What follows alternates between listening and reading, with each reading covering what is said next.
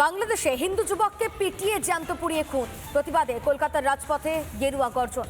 প্রতিবাদীদের কণ্ঠ রোধ করতে হামলে পড়ে মমতার পুলিশ। নিরীহ হিন্দুদের রাস্তায় ফেলে পেটালো দলদাস পুলিশ। বাংলার পুলিশ সাধুদের মারছে।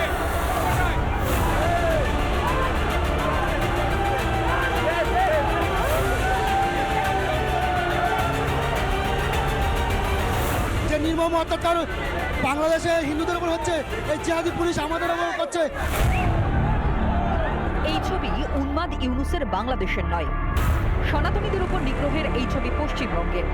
জিহাদিদের বাংলাদেশে নিরীহ সনাতনীদের উপর নিগ্রহ হয়। খুল্লা হিন্দু যুবক দীপু দাসকে জ্যান্ত পুড়িয়ে খুন করা হয়। পশ্চিমবঙ্গেও সনাতনীদের উপর নানা অত্যাচার।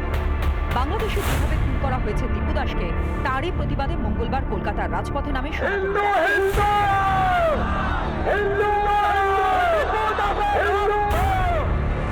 কিন্তু সনাতনীদের সুরক্ষা চাইলে বেজায় চটে মমতার পুলিশ।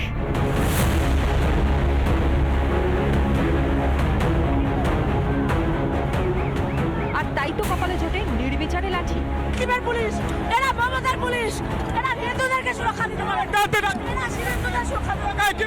এরা হিন্দুদের সুরক্ষা, কাপুরুষ, এরা হিন্দু না, এরা হিন্দু না, এরা হিন্দু না।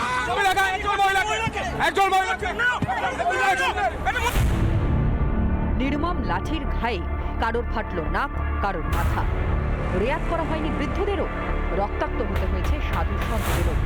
স্রেফ হিন্দু খুনের প্রতিবাদ করায় কি ভয়ঙ্কর অত্যাচার করা হয় সনাতনীদের উপর, একবার শুনুন। সাধুদের গায়ে হাত তুলেছে, এত বড় দুঃখ পুলিশ বাংলার সাধুদের পুলিশ যাচ্ছে, বাংলার সাধুকে মারছে, আমি বাংলার সাধুকে মেরেছে, এত বড় অসভ্য, ধিক্কার জানাই। আপনার রক্ত বেরোবে কি করে?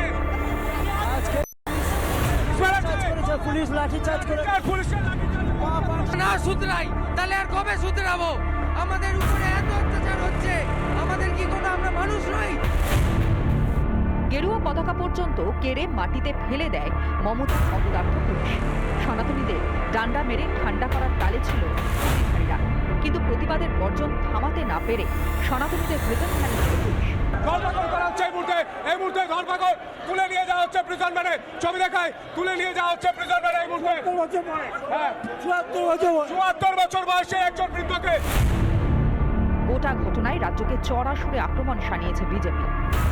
কলকাতা পুলিশের এই লাঠি চালনার মধ্য দিয়ে মমতা বন্দ্যোপাধ্যায় আর মোল্লা ইউনুসের মধ্যে কোনো পার্থক্য নেই, এটাই প্রমাণিত হলো। এই সরকার শুধু হিন্দু বিরোধী সরকার নয়, কলকাতা পুলিশকেও মুসলিম লীগের পুলিশ, জামাতিদের পুলিশে পরিণত করার কাজ নিত্য সম্পূর্ণ হয়েছে। আমরা যদি এখন না একটা হই তাহলে বাঙালির তো চলে যাবে। যারা হিন্দু, বাঙালি নয়, নন বাঙালি, তাদেরও বলছি সবাই একসাথে হন। এই সরকারের পতন হতেই হবে, তা নাহলে এই কমবে না, এই বেড়েই চলবে। এদিন বিকেলে জখম হিন্দুদের দেখতে হাসপাতালে যান বিরোধী দলনেতা শুভেন্দু অধিকারী ও বিজেপি নেতা সজল ঘোষ। এ বাংলায় সনাতনীদের সমর্থনে মুখ খোলা কি তবে অপরাধ? রাজপথে সনাতনীদের এই গর্জন এভাবে লাঠি মেরে থামাতে পারবেন তো ম্যাডাম?